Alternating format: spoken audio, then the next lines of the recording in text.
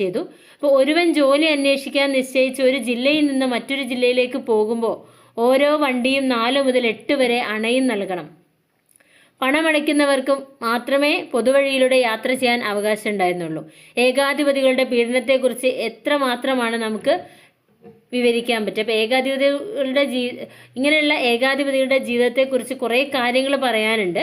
Government ഓരോരുത്തരുടെയും മതത്തെ അട്ടിമറിക്കാൻ നിശ്ചയിക്കുന്നത് വരെ ഈ കാര്യങ്ങൾ എത്തിയിട്ടുണ്ട്, അതായത് ബ്രിട്ടീഷുകാരുടെ നയങ്ങൾ എത്തിയിട്ടുണ്ട്. അപ്പോൾ ഇതിനെതിരെയാണ് കലാപകാരികൾ ശക്തമായിട്ട് പരാതിപ്പെട്ടത്. അപ്പോൾ ബ്രിട്ടീഷുകാരുടെ നയങ്ങളോടും സാമ്രാജ്യത്വ ചൂഷണങ്ങളോടും പൊതുജനങ്ങൾക്കുള്ള അസംതൃപ്തിയുടെ ഏറ്റവും ടോപ്പിലെത്തിയത് 1857 വിപ്ലവ സമയത്തായിരുന്നു.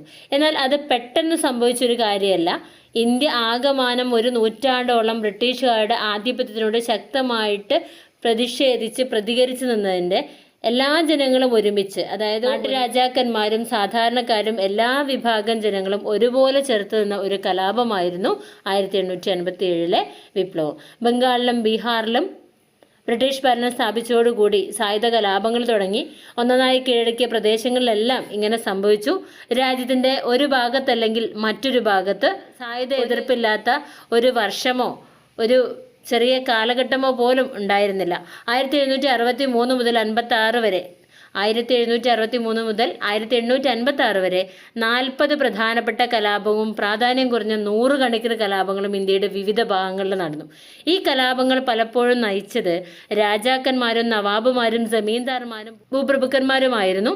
എന്നാൽ അവരുടെ കലാപങ്ങൾ സൈന്യം, കർഷകര്, കൈവേലക്കാര്, സ്ഥാനഭ്രഷ്ടരാക്കപ്പെട്ട ഇന്ത്യയിലെ രാജാക്കന്മാര്, നിരായുധരാക്കപ്പെട്ട ജമീന്ദാർമാര്, പടയാളന്മാര്, ഇവരുടെ എല്ലാം ശക്തമായിട്ടുള്ള നേതൃത്വത്തോടു കൂടി 1857 വിപ്ലവത്തിൽ ബ്രിട്ടീഷുകാരുടെ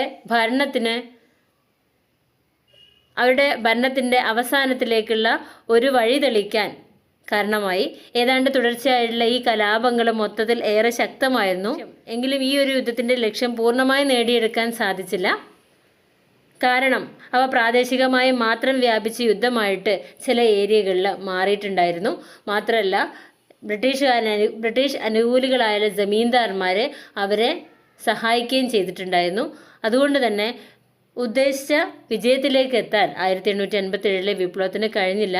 എങ്കിലും ബ്രിട്ടീഷുകാരുടെ ഭരണത്തിന് ഒരു അനക്കം, അവർക്കൊരു ഇന്ത്യയിൽ നിന്ന് പോകാനുള്ള ഒരു ഇളക്കം ഉണ്ടാക്കാൻ ഈ ഒരു വിപ്ലവത്തിന് സാധിച്ചു. ഇനി നമുക്ക് പറയാനുള്ളത് 1857 വിപ്ലവത്തിലേക്ക് നയിച്ച പെട്ടെന്നുള്ള കാരണങ്ങളെക്കുറിച്ചാണ്. നമുക്ക് നെക്സ്റ്റ് വീഡിയോ നോക്കാം. Okay, thank you.